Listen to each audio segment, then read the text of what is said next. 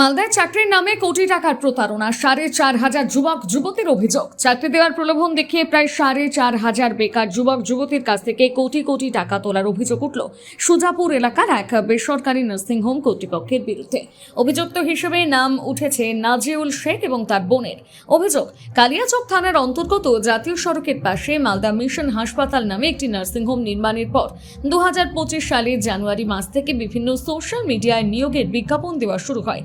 সেখানে দাবি করা হয় 400 বেডের একটি হাসপাতাল চালু হতে চলেছে এবং প্রায় 4,500 শূন্য পদে নিয়োগ করা হবে। Nursing, group D technician, security সহ একাধিক পদে কর্মী নেওয়ার কথা বলা হয়। বিজ্ঞাপন দেখে পশ্চিমবঙ্গের বিভিন্ন জেলা এমনকি ভিন রাজ্য থেকেও বহু চাকরি প্রার্থী আবেদন করেন। অভিযোগ, আবেদনকারীদের ইন্টারভিউর জন্য ডাকা হয় এবং ইউনিফর্ম ও ট্রেনিং এর খরচ বাবদ 5,000 থেকে 18,000 টাকা পর্যন্ত নেওয়া হয়। কারো কাছ থেকে ডকুমেন্ট ভেরিফিকেশন বা দ্রুত কাজে যোগ দেওয়ার নামে অতিরিক্ত 10,000 টাকা থেকে 20,000 টাকা নেওয়া হয়েছে বলে দাবি প্রতারিতদের। নার্সিং পদে ইন্টারভিউ দিতে আসা যুবতীদের 15,000 টাকা মাসিক বেতনের প্রতিশ্রুতি দেওয়া হয়েছিল বলে অভিযোগ। তবে 2 মাসের মধ্যে কাজে যোগ দেওয়ার আশ্বাস দেওয়া হলেও 1 বছর পেরিয়ে গেলেও কাউকে কাজে ডাকা হয়নি। প্রতারিতদের দাবি, প্রায় 4,500 আবেদনকারীর কাছ থেকে এইভাবে কয়েক কোটি টাকা তোলা হয়েছে। পরে টাকা ফেরতের দাবিতে দলবদ্ধভাবে নার্সিং হোমে গেলে তাদের হুমকি দেওয়া হয় বলে অভিযোগ। এদিকে অভিযোগ রয়েছে, থানায় লিখিত অভিযোগ জানাতে গেলে তা গ্রহণ করা হয়নি। শেষ পর্যন্ত প্রতারিত যুবক যুবতীরা জেলা শাসকের দ্বারস্থ হয়েছেন। ঘটনার তদন্ত ও দোষীদের শাস্তির দাবি তুলেছেন তারা। শুরু থেকেই আছি। 2025 সালের মার্চ মাসের 1 তারিখ থেকে আমি জয়েন করেছিলাম ওখানে। ইন্টারভিউ স্টার্ট হয় 15 তারিখ থেকে, মানে মার্চ মাসের 15 তারিখ থেকে স্টার্ট হয়। আর ইন্টারভিউয়ের নাম করে এখন অবধি ওরা 4,600 প্লাস ক্যান্ডিডেট সিলেক্টেড করে নিয়েছে। ওখানে যেটা রিসিভ কপি দেওয়া হচ্ছে হাদি টেলার্স নামে, সেই রিসিভ কপিটা আমাদের টেলার্সের দোকান থেকে নেওয়া। আমাদেরকে বলা হয়েছিল যে 400 বেডের হসপিটাল হবে, যেটা হচ্ছে সেমি গভর্নমেন্ট। ওরা আদৌ এখন পর্যন্ত কোনো লাইসেন্স পায়নি। যেটা পেয়েছে হেলথ কেয়ারের লাইসেন্স, সেটা 0 বেড। তা সত্ত্বেও ওরা 4,600 প্লাস ক্যান্ডিডেট নিয়েছে। 4,600 প্লাস ক্যান্ডিডেটের কাছ থেকে 5,000 করে টাকা নিয়েছে।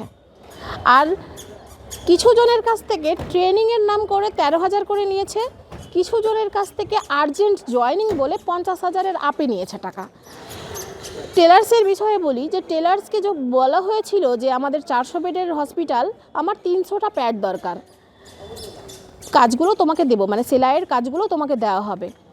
কিন্তু 300টা প্যাডের পারমিশন নিয়ে ওরা এতগুলো প্যাড ছাপিয়েছে আমাকে না জানিয়ে, মানে টেলার্সকে না জানিয়ে। এখন অবধি টেলার্স জানেন না যে আদৌ কতজনকে নেওয়া হয়েছে। কত টাকার নয়ছয় হয়েছে, কত টাকার হয়েছে জমা পড়েছিল? জমা পড়েছিল তো কারেকশন করলেই পেয়ে যাবেন। মোটামুটি কত টাকা হয়েছে? 3 কোটি প্লাস। এই প্রতারণা? হ্যাঁ, প্রতারণার। কারা কারা যুক্ত এটা? হসপিটাল কর্তৃপক্ষ। কি নাম? নাম হচ্ছে নাজিমা খাতুন এবং নাজিউল শেখ তার দাদা।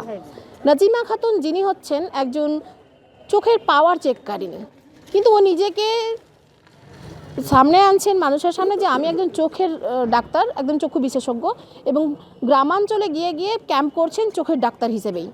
সেই কি হাসপাতালটা তৈরি করেছে? সেই ম্যানেজমেন্ট হিসেবে আছেন এবং উনি ডক্টর হিসেবেও আছেন ওখানে। আমি বীরভূম থেকে এসেছি। আমি মোটামুটি আগস্ট মাসের আগে জুন মাসে আমি ফোনের মধ্যে দেখি ফেসবুক পেজে যে মালদা মিশন হসপিটাল একটা ওপেনিং হচ্ছে, তাতে অনেক রকম ভ্যাকেন্সি আছে।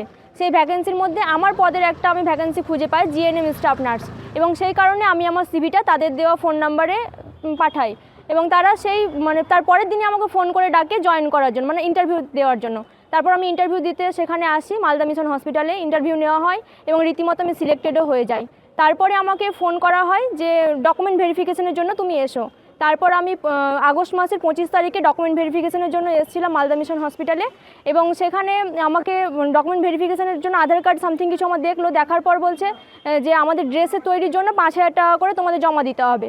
তো আমি তো সেই মুহূর্তে টাকা নিয়ে যাইনি, তবুও আমি বাড়ি থেকে সেটা ম্যানেজ করে আমি সেই টাকা জমা দিলাম। আমার ড্রেসের মাপ নেওয়া হলো সেটা। তারপর আমাকে বলা হলো যে আমি জানতে চাইলাম যে আমার স্যালারি সিস্টেম কত, বললো 14,500। আর আমাকে বলেছিল যে আপনি কত আশা করছেন, আমি সেখানে বলেছিলাম 15,000। তারপর আমি বললাম জয়েনিং ডেট কবে, বললো কি জয়েনিং ডেট এখন জানাতে পারছি না, দুর্গাপুজোর পর মোটামুটি আপনাদের জানানো হবে। এইভাবে সে আমাদেরকে ফিরিয়ে দেয় সেদিন। তারপর আমি রেগুলার রীতিমতো ফোন করছি আমি যে কবে জয়েনিং হবে তারা একটার পর একটা সিস্টেম বলতেই আছে, একটার পর একটা ডেট দিতেই আছে, জয়েন হচ্ছে না। তার কিছুদিন মোটামুটি 2-3 দিন আগে আমি ফেসবুক পেজে আবারও দেখি একটা নিউজ যে এরকম ঝামেলা চলছে মালদা মিশন হসপিটালে, এটা একটা ফ্রড, এইরকম দেখার পর আমি এখানে এসেছি বীরভূম থেকে।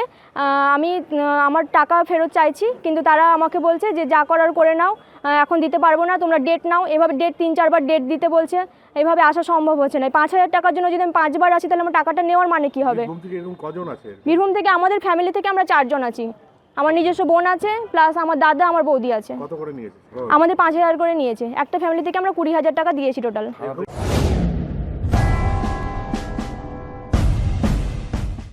নমস্কার কেশিয়ারিবাসী, গ্রাম বাংলার ঐতিহ্য আর সংস্কৃতির মেলবন্ধন নিয়ে ফের সেজে উঠেছে আমাদের মাটি।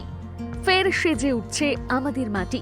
শুরু হচ্ছে কেশিয়ারি মেলা ও লোক সংস্কৃতি উৎসব 2026। বিমলেশ্বর মাঠের সেই চেনা ধুলো, লোকগানের সুর আর হরেক রকমের পসরা নিয়ে আমরা আসছি আগামী 8ই এপ্রিল 2026 থেকে।